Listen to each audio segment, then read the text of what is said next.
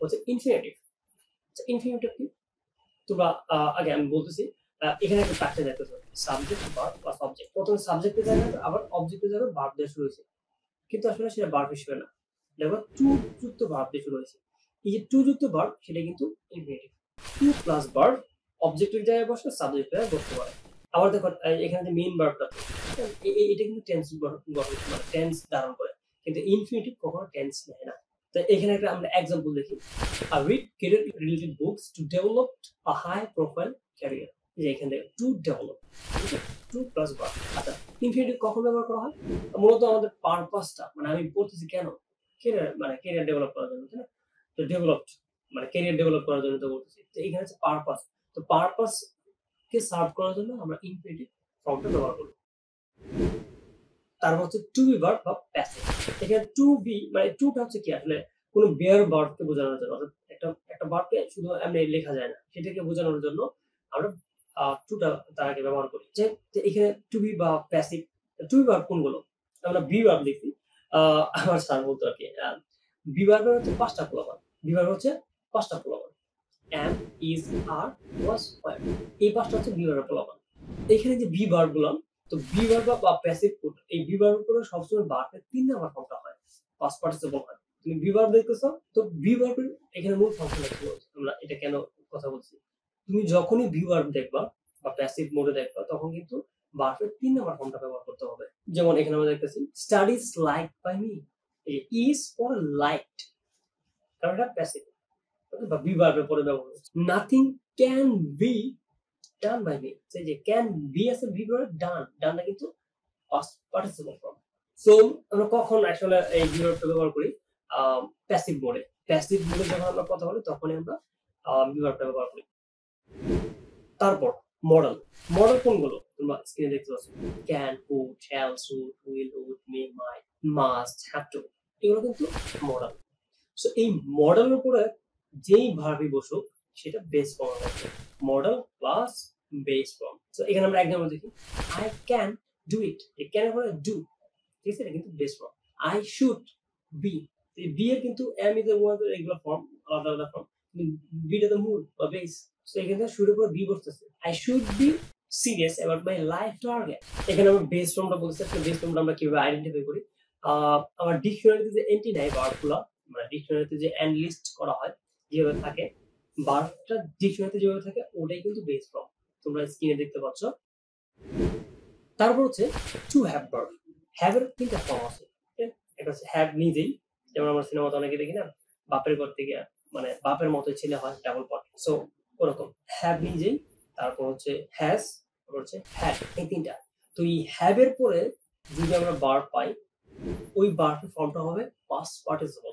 তো তোমরা স্ক্রিনে দেখতে পাচ্ছ। এখন एग्जांपल দেখি, you have broken up with your study.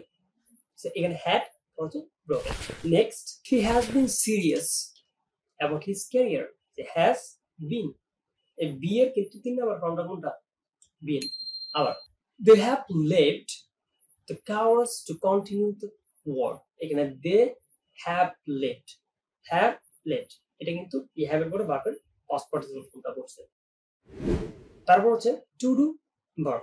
Do ভার্বের আবার ওই হ্যাভ এর মতো 3টা ফর্ম আছে, ডু নিজেই, পর হচ্ছে ডাস, আর একটা কি ডিড। তো এই ডু ডাস ডিড এর টেন্স ব্যবহার করে। সো এর ফলে এদের পরে যে ভার্ব গুলো ব্যবহার আসে সেগুলো কিন্তু টেন্স নেয় না, তার বেস ফর্ম ব্যবহার হয়। আর এই দুটো যে কখন ব্যবহার করি, যেমন কোশ্চেন করার ক্ষেত্রে বা নেগেটিভ কোনো ক্ষেত্রে জোর দেওয়ার ক্ষেত্রে আমরা এগুলো ব্যবহার করি। আমরা কিছু एग्जांपल দেখি, I don't care your attitude, এখানে কেয়ার, এই ডোন্ট পরে এর জন্য কেয়ারটা আছে, কেয়ার এর কোনো টেন্স নেয় নাই, বেয়ার ফর্মে বলছে। আর একটা দেখুন, does she tell you to leave the study, এখানে দেখো ডাস কোশ্চেন ব্যবহার করছে, এরপর কিন্তু টেল, এটা কিন্তু বেস ফর্মে আসে। পরবর্তীটা, do you want to progress in your life, এই যে এখানে ডিডটা, এর জন্য কিন্তু প্রগ্রেসটা বেস ফর্মে আছে। আবার I do admire your attains, এই যে আই ডু এখানে পরে কি দিলাম, অ্যাডমিয়ার দিলাম, বেস ফর্মে। তারপর হচ্ছে মেইন যে ফ্যাক্টরটা, আমাদের যে গ্রামার বইগুলোতে আছে এগুলো অনেক রুলস দেখি। সো এগুলো আসলে কোথা থেকে? মানে তারা এই যে সাবজেক্ট ভার্বের এগ্রিমেন্টের যে ফ্যাক্টরটা সেটাই দিয়ে অনেক বড় বড় বাড়ায় ফেলে, ঠিক আছে? তো আমরা রাইট ফর্ম ভার্ব গুলো হচ্ছে পড়ার জন্য কয়েকটা রুলস হচ্ছে ইম্পর্টেন্ট, সেগুলো আমাকে মাথায় রাখলে হবে, এত বেশি না। যেমন এখানে তোমরা দেখতেছো সাবজেক্ট আর ভার্ব। তো সেই এগ্রিমেন্টটা কিভাবে হবে? একটা সাবজেক্ট যদি সিঙ্গুলার হয়, স্ক্রিনে দেখতেছো, ভার্বও সিঙ্গুলার হবে। সাবজেক্ট যদি প্লুরাল হয়, ভার্বও প্লুরাল হবে। এটা হচ্ছে মূল কনসেপ্ট। এই একটা রুলস হচ্ছে সবচেয়ে ইম্পর্টেন্ট, মানে আপনাদের যেটার কারণে ভার্বের শেপ গুলো চেঞ্জ হয়। তো সিঙ্গুলার ভার্ব কোনগুলো? আমরা দেখেছি am, is, was, has, does, বা ভার্বের সাথে যখন as বা es যোগ হয় তখন সিঙ্গুলার কারণ হয়। আবার প্লুরাল ভার্বগুলো যেমন are, were এগুলো কিন্তু প্লুরাল ভার্ব।